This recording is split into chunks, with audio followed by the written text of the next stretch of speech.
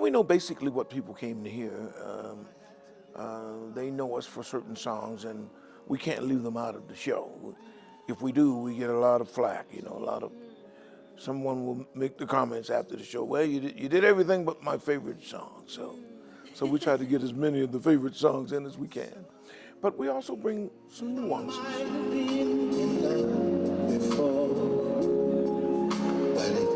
Never felt this strong.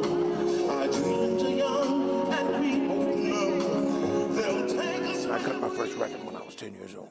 But remember that George Benson was a singer, and who happened to have a guitar, a great big old guitar in his hand, It looked out of place, it was so big. So by the time the 70s rolled around, I had gone through a metamorphosis, so to speak. When I left my hometown, Pittsburgh, very few people knew that I was a singer. They knew me only as a guitar player who played in the Jack McDuff quartet. And it was a hard transition. So the jam session guys would hate to see me coming because the girls would always beg me to sing.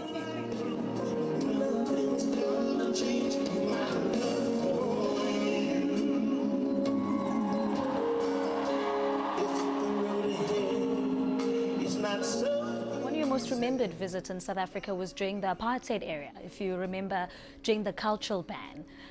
You were one of the few musicians to come through to South Africa. Because I'm a person who doesn't get into politics, my religion does not, it does not lend towards that. It teaches us to stay out of the world's affairs. So politics being, who can figure it out? I couldn't. And there was another big reason. I had never heard of the country of South Africa. I only had a 10th grade education because I went to a vocational school, and half of that 4 years was spent doing, secular stuff, and the other was studying a trade, a vocation. I studied to be an electrician. I studied to be a commercial artist. So I didn't get credit for those other 2 years that would have made me have a 12-year education, although they gave me a diploma for 12 years.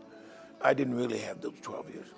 Well, anyway, so I didn't have a whole lot of geography. I didn't know the world that well. Couldn't speak a lot of languages. Didn't know where countries existed. I guess I was fortunate enough to just be in America all over the country and playing in all the great nightclubs, And I was happy with that. So one day they sent an entourage from South Africa.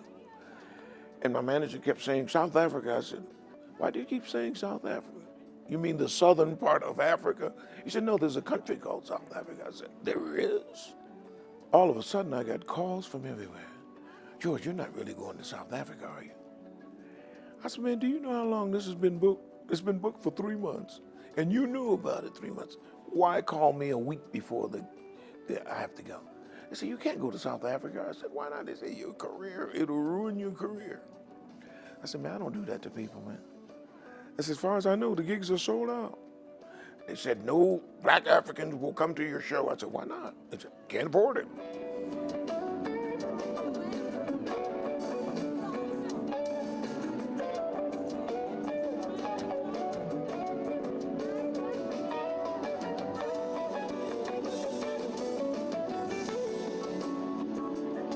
Would you make a different decision looking back retrospectively? I don't think so, because I wasn't I've never been a political person. And so I never let that stand in my way. I know that those kinds of things can hurt. Anything that puts one man against another, I'm not for that. And I've never leaned in that direction. And I also know that time ends all confrontations.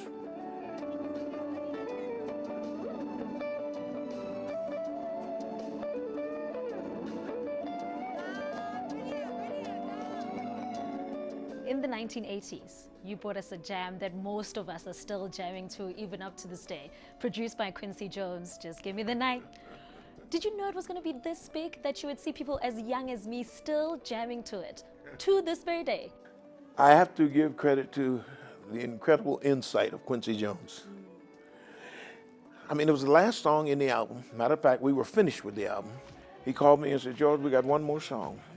I said, no, because we've been in the studio every day for a month So I got there and we worked hard and it was good. It was coming along.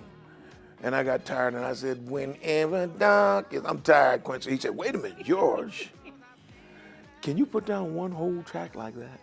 I said, like what? That voice you use.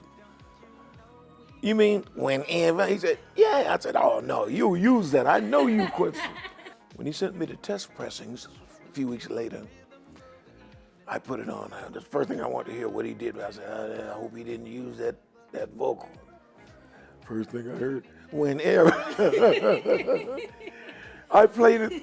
I got used to it after hearing it a couple of times. But here was the kicker. When I took it off, because I had heard it enough times, I said, oh, this album looks like it's going to be all right.